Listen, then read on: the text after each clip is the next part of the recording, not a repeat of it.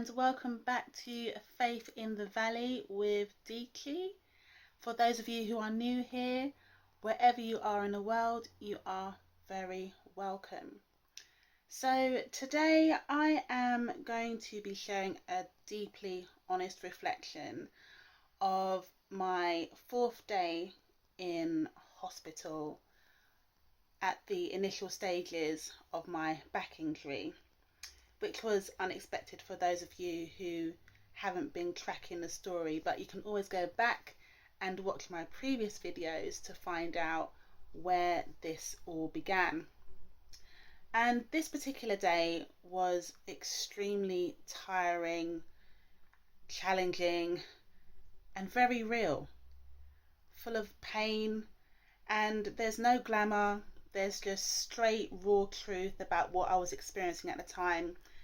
But amongst all of that, there were also small mercies and some lessons among that time too. But here we go. So it was another sleepless night on the orthopedic ward, and I was riddled with so much pain, and I felt physically stiff, mentally drained, and quite emotionally thin as well. And at one point, I whispered a prayer to God and I just asked Him to just give me strength because I felt so awful. And the thing is, it can be easy just to pray for yourself, but at the time, I also prayed for others on the ward as well, because there were other patients around me, especially the elderly ladies who were there. And some of these elderly ladies had been there for like 3 or 4 weeks. I mean, can you imagine?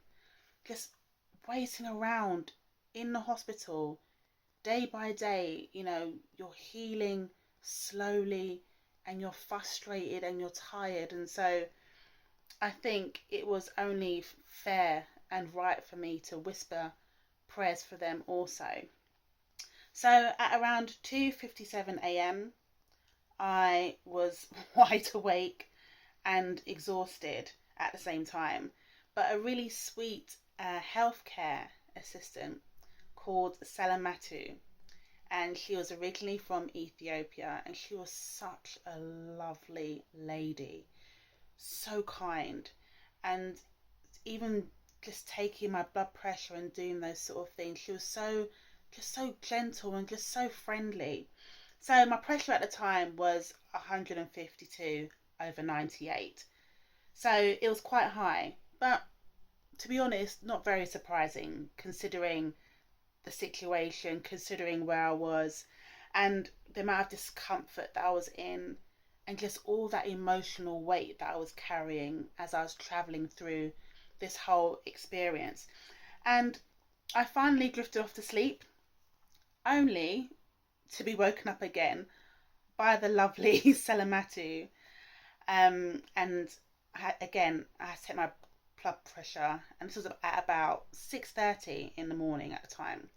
So it was 137/94. So it was a bit lower this time, but I'm still very tense at this point. So roll on. It came to breakfast. Now, for those of you who know or have experienced, hospital food isn't always the best, but we're grateful for being taken care of in that way. So breakfast came around, had 2 slices of brown toast, quite a thin spread of butter. I didn't want any jam, wasn't really feeling like eating anything sweet or anything like that at all. And I had a cup of hot chocolate. Now, it tasted really watery, like really weak. But you know what? At the time, I took it. And it's so funny, like how the smallest comforts can really matter when you're going through a period of uncertainty and a period of healing and hurt. And so I took it, right? And then at 7:45, I needed to go to the toilet, which has always been a challenge up until this point anyway. And this might feel a little bit uncomfortable to share, if I'm honest, but I'm going to keep it real with you all. And I believe that in showing the truth of healing, it's just the truth. So I managed to pass 2 stools, but I was still really constipated.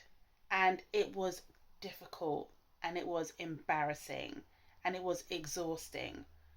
And it doesn't sound like it should be something I should be ashamed to or feel strange in sharing, but it honestly, it wasn't my finest moment. And so later on that morning, I was also given cocodamol, and ibuprofen, but the pain really still kept on throbbing quite a lot in my back, in my legs as well. And so by about 10:30, they made a decision to give me a much stronger medication for the pain relief, and that was called oxycodone. And as you know, there are always side effects when you start taking these different medications.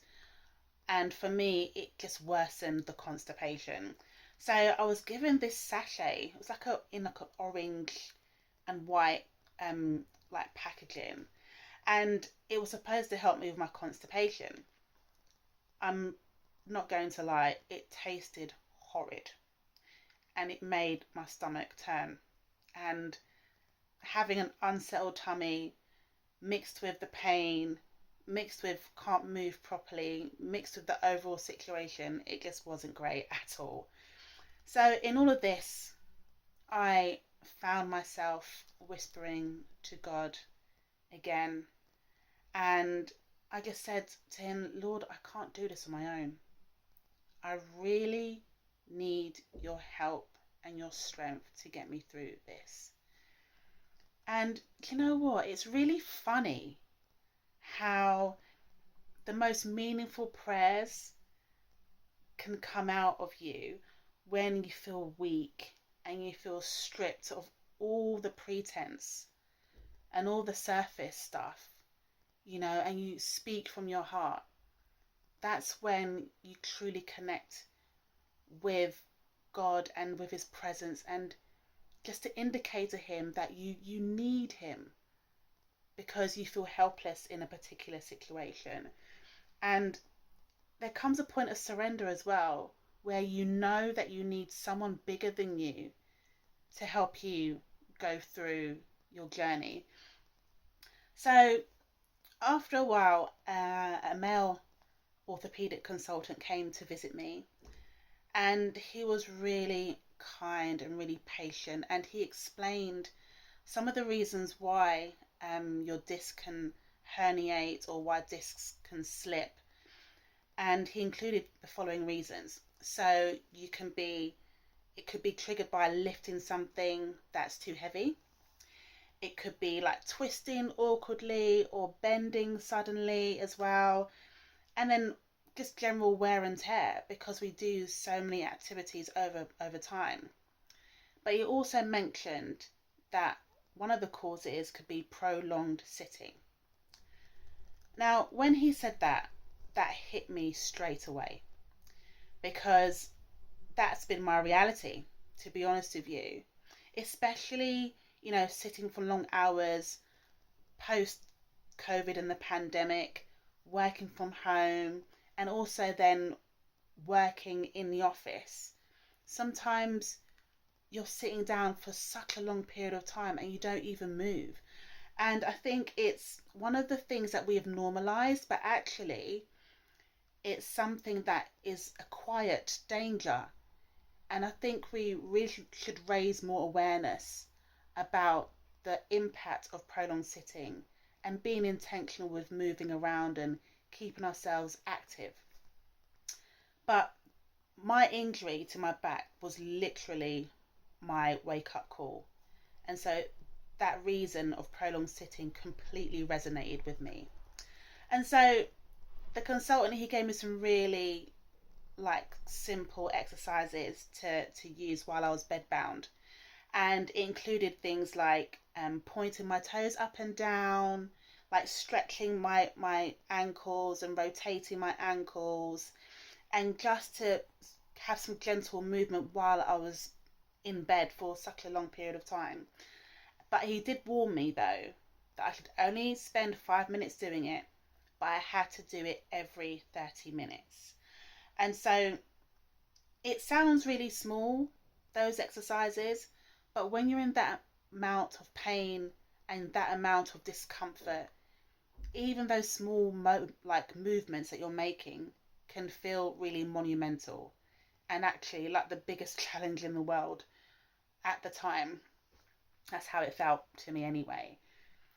So at around 10:49 or so, then the physiotherapist came to give me a visit, but because the oxycodone hadn't kicked in yet in terms of relieving the intense pain that I was experiencing like in my body, then they said they would just return when I felt a bit stronger, which, I couldn't argue with that.